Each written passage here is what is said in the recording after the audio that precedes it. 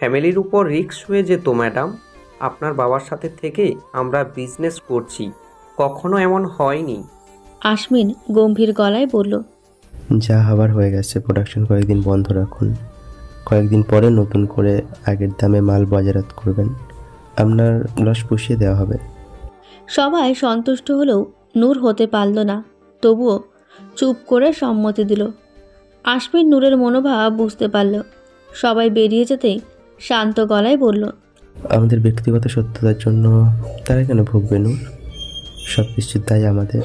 মাথা ঠান্ডা রাখো, কিছুতে মাথা গরম করবে না। এমনকি আমি এই মুহূর্তে তোমাকে চুমু খেলেও না। কথা শেষ করে নূরের অধরে অধর মিলিয়ে দিয়েছে আশমিন। হাত পা ছোড়াছুড়ি করেও যখন কাজ হলো না, তখন শান্ত হয়ে গেল নূর। নিজেও হালকা জড়িয়ে ধরল আশমিনকে। নূরের আলিঙ্গনে উন্মাদ হয়ে গেল আশমিন। এক হাতে সুইচ টিপে সমস্ত রুমের ইলেকট্রিসিটি বন্ধ করে দিল। কোমর টেনে নূরকে নিজের সাথে চেপে ধরে কোলে বসিয়ে দিল। 20 মিনিট পর দরজায় নক করলো সানভি। ততক্ষণে সব কিছুই অনেকটা হাতের বাইরে চলে গেছে। ঘন ঘন শ্বাস টেনে নিজেকে শান্ত করার চেষ্টা করল আশমিন। নূরের অবস্থা নাজেহাল। পরিপাটি করা চুলগুলো এলোমেলো হয়ে মুখের সামনে পড়ে আছে। আশমিনের শুভ্র পাঞ্জাবি ফ্লোরে লুটোপুটি খাচ্ছে। নূরকে কোলে তুলে পাশের বিশ্রামের জন্য বরাদ্দকৃত রুমের দিকে অগ্রসর হলো আশমিন। বেডে শুইয়ে দিয়ে এলোমেলো চুলগুলো হাত দিয়ে ঠিক করে দিল। পোশাক ঠিক করে দিয়ে নেশালো গলায় বলল, যেতে হবে বউ, আর রাতটা আমাদের হবে। আর কোনো দূরত্ব চাই না আমি। I need you badly. Noor চোখ বন্ধ করে আছে। আশমিন নূরের ঠোঁটে হালকা চুমু খেয়ে বলল, এখানে কিছুক্ষণ থাকবো, আমি আসছি। রাতে দেখা হবে, অপেক্ষা করবে তো আমার জন্য? নূর জড়িয়ে ধরল আশমিনকে, ধীর গলায় বলল, করব। হালকা হেসে বেরিয়ে গেল আশমিন। পাঞ্জাবি গায়ে দিয়ে নিজেকে পরিপাটি করে বেরোলো রুম থেকে। সানভি মুখ লটকিয়ে দাঁড়িয়ে আছে। আশমিন সেদিকে পাত্তা না দিয়ে সরাসরি সিসিটিভি কন্ট্রোল রুমে চলে গেল। কিছু ফুটেজ ডিলিট করে গটগট করে বেরিয়ে গেল অফিস থেকে। সানভি দৌড়ে এলো আশমিনের পিছু। আজকে সারা রাত তুমি সুইমিং পুলে দাঁড়িয়ে থাকবে সান, এটা তোমার শাস্তি। সানভি অবাক হয়ে গেল, ভয়ার্ত গলায় বলল, আমি কি করেছি স্যার? আশমিন কটমটো করে তাকালো সানভির দিকে, দাঁতে দাঁত চেপে বলল, আমার ভবিষ্যৎ প্রজন্ম পৃথিবীতে আসতে বাধা দিয়েছে। এত বড় সাহস তোমার! না, সুইমিং পুলে না, তুমি হাতির ঝিলের নর্দমায় দাঁড়িয়ে থাকবে সারা রাত। আমি নিজে পাহারা দিব তোমায়। সানভির মুখটা কাদো কাদো হয়ে গেল। সে বুঝতেই পারছে না সে কি ভুল করে বসেছে। উত্তরায় বিশাল সমাবেশের আয়োজন করা হয়েছে। আশমিন সেখানে চিফ গেস্ট। সিটি কর্পোরেশনের মেয়র সহ কয়েকজন এমপিও সেখানে উপস্থিত আছে। আশমিনের গাড়ির বহর ঢুকতেই সাংবাদিকরা হামলে পড়ল। সানভি ড্রাইভারের পাশের সিটে মুখ কুঁচকে বসে আছে। মেয়ে হলে এতক্ষণে সে কেঁদে ভাসিয়ে দিত। আশমিনের সেদিকে ধ্যান নেই। সে ব্যস্ত ভঙ্গিতে ফোনে কারোর সাথে কথা বলে যাচ্ছে। বিগত কয়েক মাস যাবৎ ঢাকায় বিভিন্ন স্কুল কলেজ থেকে মেয়েরা নিখোঁজ হচ্ছে। কয়েকজনকে পাওয়া গেলেও বাকিদের খোঁজ এখনও পাওয়া যায়নি। পুলিশ আর গোয়েন্দা বিভাগের সাথে সাথে আশমিন নিজের লোকেদেরকেও লাগিয়ে দিয়েছে, কিন্তু ফলাফল শূন্য। প্রায় 75 জন মেয়ে নিখোঁজ। যাদের পাওয়া গেছে তারা বয়ফ্রেন্ড নিয়ে পালিয়ে গিয়েছিল। বাকিদের এরকম কোনো রেকর্ড নেই। আশমিন পুলিশের ওপর চাপ সৃষ্টি করে রেখেছে। আজকে সমাবেশ শেষে এই নিয়ে একটা মিটিং আছে। আশমিনের গাড়ি থামতে বাহাদুর আর টিম সহ পুরো গাড়ি ঘেরাও করে ফেলল। প্রয়োজনের তুলনায় আজ অনেক বেশি সিকিউরিটি দেওয়া হচ্ছে আশমিনকে। রাজনীতিবিদদের ওপর এরকম জনসমাগমেই সবচেয়ে বেশি হামলা হয়। নূর নিজের সিকিউরিটি টিমও পাঠিয়ে দিয়েছে আশমিনের অগোচরে। আশমিনের ওপর রাগটা কমে এসেছে নূরের। আশমিন কানাডা থাকা অবস্থায় আমজাদ চৌধুরী তাকে সব কিছুই খুলে বলেছে। কামিনী চৌধুরীর করা কীর্তি আর আশিয়ান অমির ব্যাপারে সব জানে নূর। বাকরুদ্ধ হয়ে শুনেছিল সব। তাই আশমিনকে দেখে সে অবাক হয়নি। হোটেল রুমে সেই মেয়ের ঘটনার পেছনে লারার হাত আছে, আর তাকে সাহায্য করেছে কামিনী চৌধুরী। উদ্দেশ্য ছিল শুধু নূরকে আশমিনের জীবন থেকে সরানো। এতটা ঘৃণা কেন করেন কামিনী চৌধুরী, তার উত্তর পায়নি নূর। আশমিনকে করা ড্রাগস দেওয়া হয়েছিল সেদিন। সানভীর সময় মতো না পৌঁছালে আশমিনের রাজনৈতিক কেরিয়ার ধ্বংস হয়ে যেত সেদিন। সেই মুহূর্তে মাথায় খুন চেপে গিয়েছিল নূরের। আমজাদ চৌধুরী থামিয়েছে তাকে। এখনও অনেক কিছু খোলাসা হওয়া বাকি। তাই কামিনী চৌধুরীকে নিজের মতো ছেড়ে দিতে হবে। সব কিছু শুনে নিজেকে শান্ত করেছে নূর। মনে মনে প্রতিজ্ঞা করেছে, কামিনী চৌধুরীর বুকে প্রথম গুলিটা সেই করবে। শুধু সময়ের অপেক্ষা। নূরের আশমিনের উপর রাগটা এখন আর এতটা প্রখরভাবে নেই। সে নিজেও চায় জীবনটাকে গুছিয়ে নিতে। আশমিনকে টাইট দেওয়ার জন্য সারা জীবন পড়ে আছে। আশমিন মনোযোগ দিয়ে ফোনে কিছু একটা করছে। সানভি ভয়ে ভয়ে বলল, স্যার। আশমিন ভ্রু কুচকে তাকালো সানভির দিকে। তারা এখনও গাড়ির ভিতর অবস্থান করছে। ভিড় নিয়ন্ত্রণে আসলে গাড়ি থেকে নামবে। সানভি ইতস্তত করতে করতে বলল, আপনার পাঞ্জাবিটা চেঞ্জ করা দরকার। আশমিন এক ভ্রু উঁচু করে তাকালো সানভির দিকে। সানভি ফোনে একটা ছবি তুলে আশমিনের দিকে এগিয়ে দিল। আশমিন ছবি দেখে হালকা হাসল। প্রিয়তমার দেওয়া চিহ্ন জলজল করছে তার পাঞ্জাবিতে। ভালোবাসার মুহূর্তগুলো মনে করতেই কটমট করে তাকালো সানভির দিকে। সানভি বেলুনের মতো চুপসে গিয়ে আরেকটা পাঞ্জাবি এগিয়ে দিল আশমিনের দিকে। গাড়িতে সবসময় এক সেট কাপড় থাকে আশমিনের। তোমার শাস্তি আরও বাড়ানো হলো শান। বিয়ের পর তুমি একা হানিমুনে সুইজারল্যান্ড যাবে। এটা আমার পক্ষ থেকে তোমার বিয়ের গিফট। সানভি অসহায় চোখে তাকালো আশমিনের দিকে। সামান্য একটা পাঞ্জাবি চেঞ্জ করতে বলার অপরাধে তাকে একা একা সুইজারল্যান্ড হানিমুনে যেতে হবে। সানভি দুঃখী দুঃখী গলায় বলল। বউ খুব রাগ করবে স্যার। আশমিন সেদিকে পাত্তা দিল না। পাঞ্জাবি চেঞ্জ করে ফেলল। গায়ের পাঞ্জাবি সানভির হাতে দিয়ে বলল, এটা এভাবেই আমার কাভারে রেখে দিবে। সানভি মাথা ডুলিয়ে সায় জানালো। বাহাদুর দরজা খুলতে আশমিন গটগট করে বেরিয়ে গেল। সবার সাথে কথা বলে বিশ্রামের জন্য বরাদ্দকৃত রুমে চলে গেল। মন খুব বিক্ষিপ্ত হয়ে আছে। কপালে চিন্তার ভাঁজ পড়েছে আশমিনের। আশিয়ানের একটা ব্যবস্থা খুব তাড়াতাড়ি করতে হবে। হাত পা বাঁধা না থাকলে এক গুলিতে কাহিনী খতম করে ফেলত সে। বিরক্তিতে মুখ তেতো হয়ে গেল আশমিনের। তার হাত পা বাঁধা থাকলেও আশমিনে নেই। সে যে কোনো সময় আক্রমণ করতে পারে। চেয়ারে গা এলিয়ে দিয়ে বাঁকা হাসল আশমিন। বিড়বিড় করে বলল, দুই একবার ছাড় পাবি ছোট ভাই। আমি আবার ভালো সাজার ভং বেশিক্ষণ ধরে রাখতে পারি না। আমি জন্মগত ব্যাড বয়।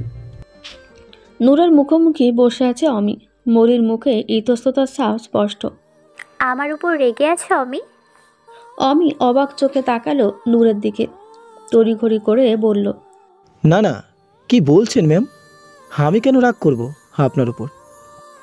সত্যিটা আমরা দুজনেই জানি অমি। সম্পর্কে আমরা ভাই বোন।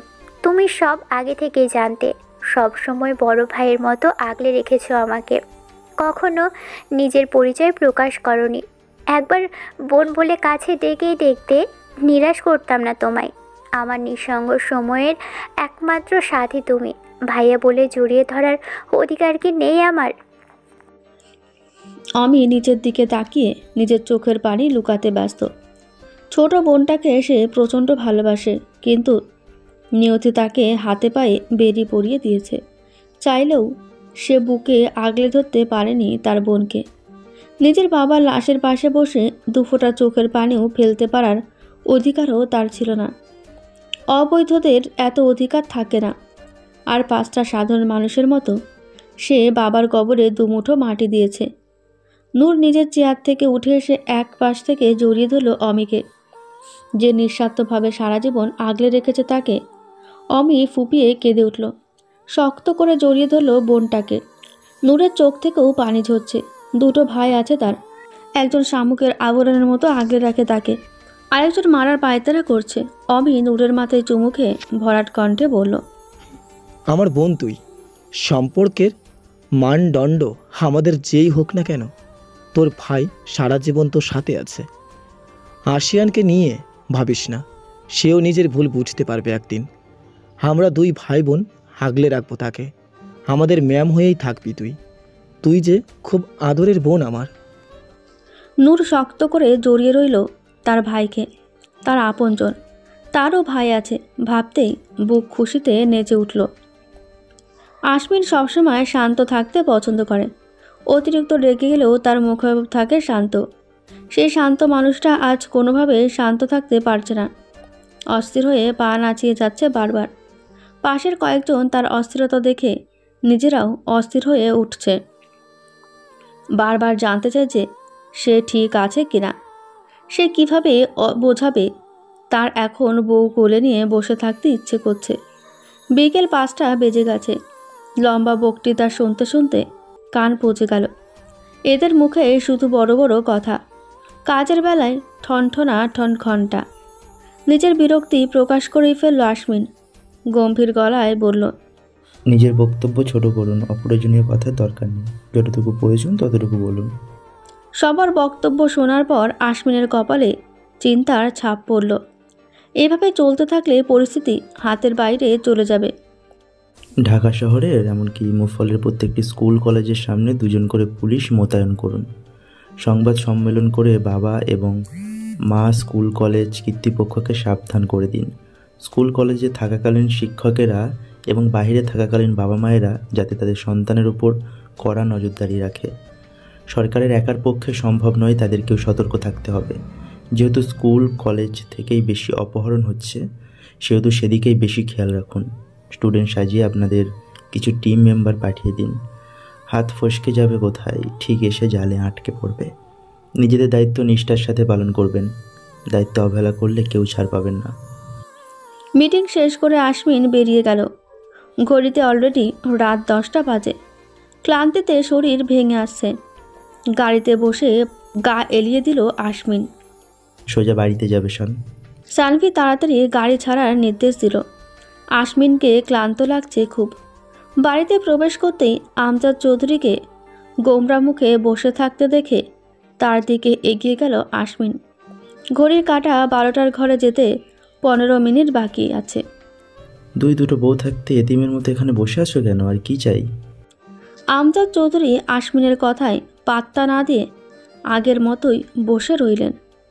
আশমিন তার মুখের দিকে তাকিয়ে চোখ বড় বড় করে বলল, আস্তাগফিরুল্লাহ, তুমি কি আবার বিয়ে করতে চাইছো? এসব বায়না চলবে না। দুটো পছন্দ ঠিক আছে, নিজের বয়সটা তো একবার দেখো। এই বয়সে এতগুলো বউ সামলাতে পারবে না। যাও রুমে যাও, ভালো ছেলেরা জেদ করে না। আমজাদ চৌধুরী আগুন চোখে তাকালো আশমিনের দিকে। দাঁত কড়মড় করতে করতে বলল, চুপ করো বেয়াদব ছেলে। মুখের লাগাম কি নর্দমায় ফেলে দিয়ে এসেছো? বাবা হয় তোমার, সম্মান দিয়ে কথা বলো। বাবার সাথে এসব কী ধরনের কথাবার্তা? আশমিন অবাক হওয়ার ভান করল। নাদান গলায় বলল, আমি আবার কি বললাম? আমজাদ চৌধুরী আর কিছুই বলল না। কামিনী চৌধুরীকে হাজার অনুরোধ করেও গলাতে পারেনি সে। কতদিন হলো ঠিকমতো চোখের দেখাটাও দেখতে পায় না। নিজেকে খুব অসহায় লাগছে। গেস্ট রুমে গিয়ে দরজা বন্ধ করে দিল সে। এই নির্লজ্জ ছেলের যন্ত্রণায় কোথাও বসতেও শান্তি নেই। বাবার চলে যাওয়ার দিকে তাকিয়ে তপ্ত শ্বাস ছাড়ল আশমিন। এভাবে কথা না বললে সে সারা রাত এখানে বসেই পার করে দিত। নিজের রুমে ঢুকে মুচকি হাসল আশমিন। সারা রুমে ফুলের ছড়াছড়ি। বউ তার জন্য অপেক্ষা করছে ভাবতেই মন খুশিতে ভরে উঠল। তাড়াতাড়ি ওয়াশরুমে চলে গেল ফ্রেশ হতে। নূর রুমের কোথাও নেই। ফ্রেশ হয়ে এসে সোজা ব্যালকনিতে চলে গেল আশমিন। সিঁদুর লাল শাড়িতে নূরকে অপ্সরাদের মতোই লাগছে। শুকনো ঢোক গিলে দাঁড়িয়ে গেল আশমিন। কোমরের নিচ পর্যন্ত লম্বা কোকড়ানো চুলগুলো আশমিনের দুর্বলতা। হালকা পায়ে এগিয়ে গিয়ে পেছন থেকে জড়িয়ে ধরল নূরকে। কেঁপে উঠল নূর।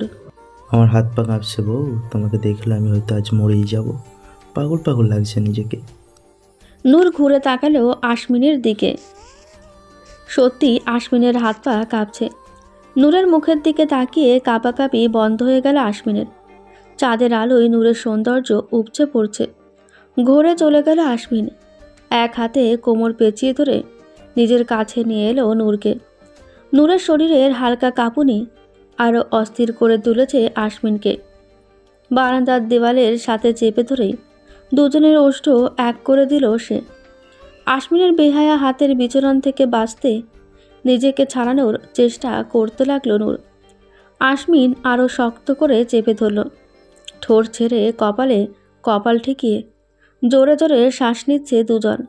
আশমিন নেশালো গলায় বলল, আমার তোমাকেই চাই নূর, এই মুহূর্তে চাই, আর অপেক্ষা করতে পারছি না আমি। নূর জড়িয়ে ধরল আশমিনকে।